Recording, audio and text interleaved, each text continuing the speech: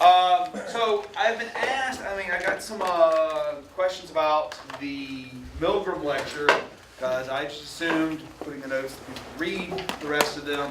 I've gotten like several emails about finishing up that lecture, so I want to take time to finish it, but also I figure to show the actual experiment, or at least a clip of the actual experiment.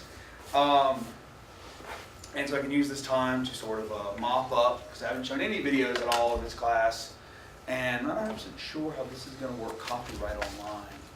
Film it and we'll figure it out later. You know, this may or may not be legal, but if it is, you know who's going to jail right there. Yeah, no. Take one for the team. Take one for the team, that's right. So what I'll do first is I'll show you, since I haven't shown this yet, show you original footage from Ash, and then I'll show you Milgram, and then I'll show you what happened in his, or how his experiment played out. These are actually really good to watch. The experiment you'll be taking part in today involves the perception of lengths of lines. As you can see here, I have a number of cards, and on each card there are several lines. Your task is a very simple one. You're to look at the line on the left and determine which of the three lines on the right is equal to it in length. All right, we'll proceed in this order. You'll give your answer. Only one of the people in the group is a real subject, the fifth person with the white t-shirt. The others are confederates of the experimenter and have been told to give wrong answers on some of the trials.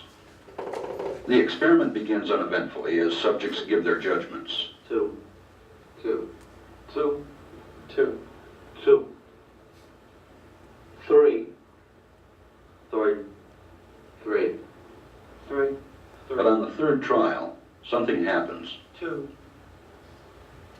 2, 2, 2, 2. The subject denies the evidence of his own eyes and yields to group influence. 1. Ash found subjects went along with the group on 37% of the critical trials. But he found through interviews that they went along with the group for different reasons. 1. 1. They must be. This would be the part where I said there were two reasons they would show conformity, and these are the two reasons. You're right. There are 4 of them and 1 of me. 1. This subject's yielding is based on a distortion of his judgment. He genuinely believes that the group is correct. 1. 1. 1. 2. 1. 2. 2. 2. I know they're wrong, but why should I make waves? 2. In this case, the subject knows he is right, but goes along to avoid the discomfort of disagreeing with the group. Here, the distortion is at the level of his response. 2. 2. 2. We redid this experiment a couple years ago here at UAB, and we decided to use shapes. So we had like a star, and then circle, square, star. You could cut the tension in the room, because you know people would go 1, 1, and the people were, the subjects are just sitting there, like so obviously wrong, but we still got the same results. People would still agree, but they were not happy with it at all. It was really, really very stressful to even watch them do the study. I'll give you an example from the Milgram study, then I'll run through the rest of the variables so you can see what this was like for the people involved.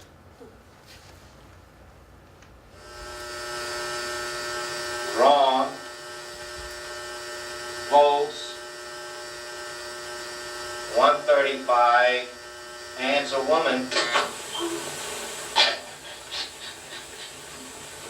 N. White cloud.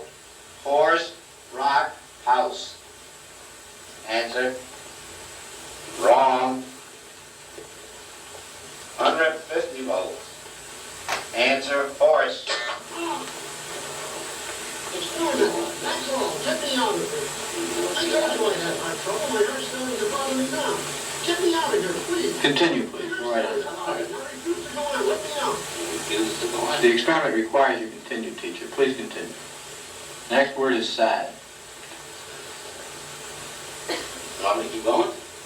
Continue, please. Oh, sad. Sad. Face, music, clown, girl.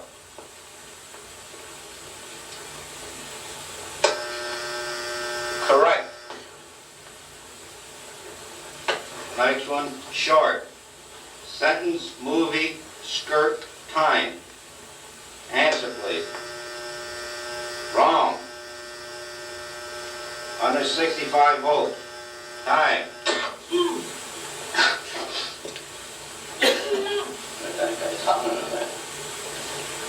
Continue, please. Go on.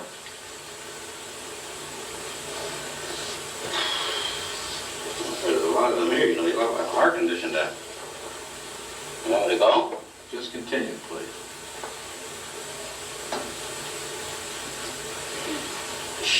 Sharp. Axe, needle, stick, blade. Answer, please. Wrong. That's almost 180 volts. Please continue, teacher. Needle, you're gonna get a shock. 180 volts. Oh! I can't stand the pain. Let me out of You here. ain't standing now. I'm not gonna kill that man. There. You hear him hollering? As I said before, the shocks may be painful, but Yeah, they're not they're dangerous. hollering. He can't stand it. What if something happens to him? The experiment requires that you continue, teacher. Yeah, but I'm not gonna get that man sick in there. I mean, he's hollering in there. You know what I mean? Whether the learner likes it or not, we must go on until he's learned all the word I pairs. refuse to take the responsibility of him getting hurt in there. I'm not, I mean, he's under hollering. It's absolutely essential that you continue, teacher. There's too many left here, and I mean, geez, he gets wrong here. There's too many of them left. I mean, who's gonna take the responsibility if anything happens to that gentleman? I'm responsible for anything that happens here. Continue, please. All right, next one, slow. Walk, dance, truck, music. Answer, please. Wrong. 195 volts. Dance.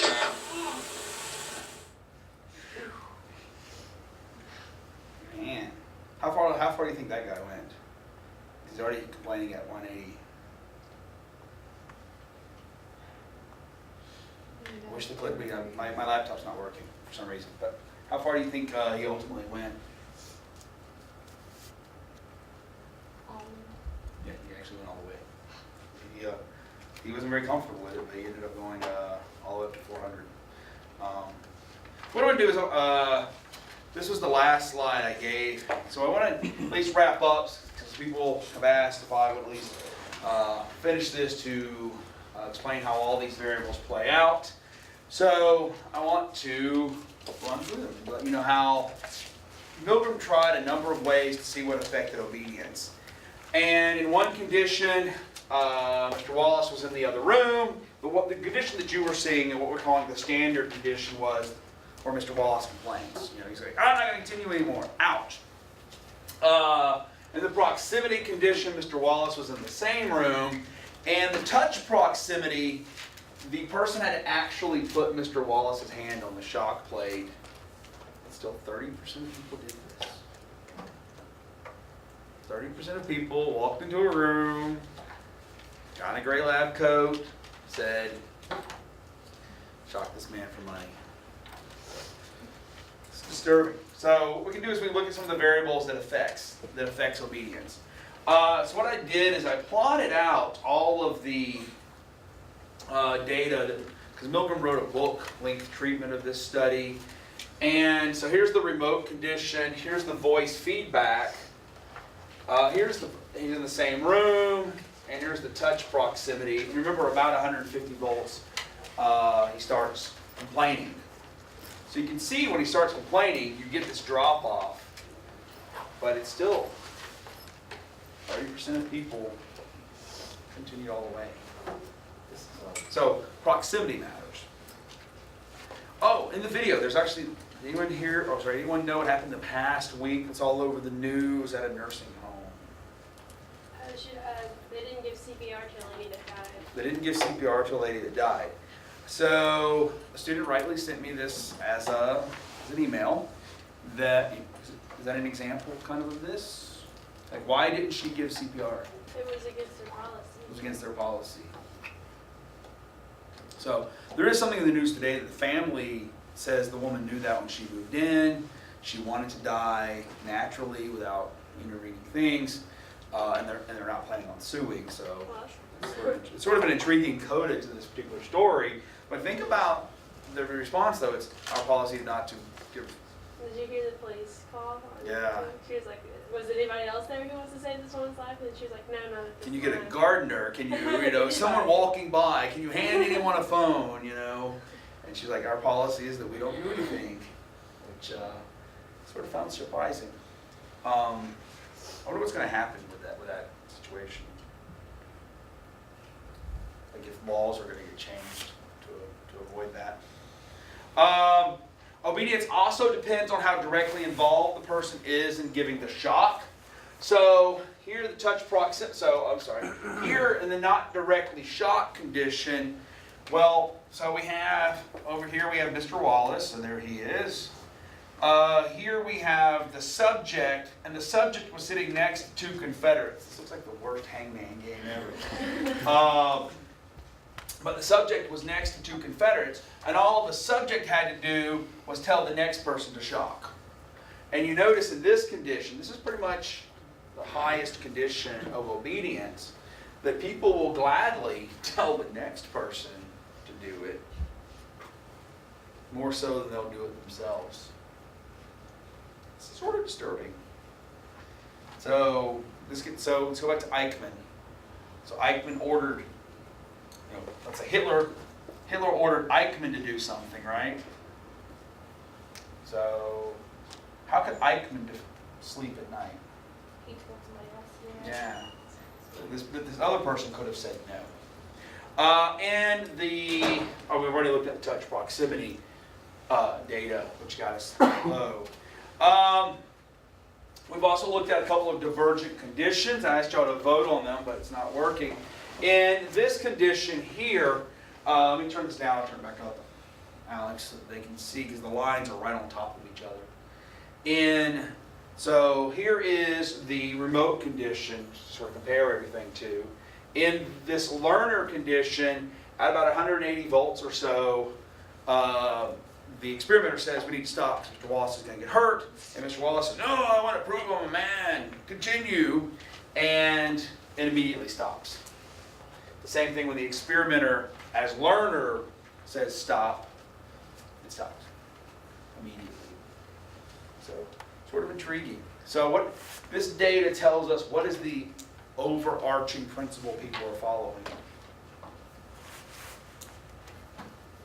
What does this data right here suggest the overarching principle is? Authority.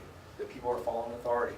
That the authority figure says stop, you stop. Doesn't matter that the subject wants to be shocked. And it was interesting when Milgram interviewed the people after the experiment, they all said, well, of course we would stop. Anyone would stop.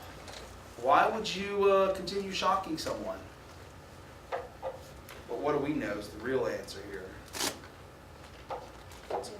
What? No, so in the condition where Milgram said, oh, we need to worry about his health. We got to stop the experiment. This is what people said. They said, well, we acted out of kindness. We don't want him to get hurt. Anyone would do that. But what really would happen? They don't stop, yeah. So people, the reason I have this particular slide is people seem really unaware of the effects of authority. There's some other data that usually doesn't come out in most social psych textbooks, so I give this to you. Here's one. What do you think would happen? Unfortunately, I can't do this with clickers. What do you think it would happen if people just showed up? You show up for this experiment, and there's people milling about, and they're like, what do you think we're supposed to do?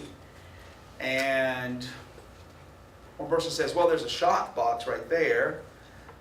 Here's a list of words. And a chair.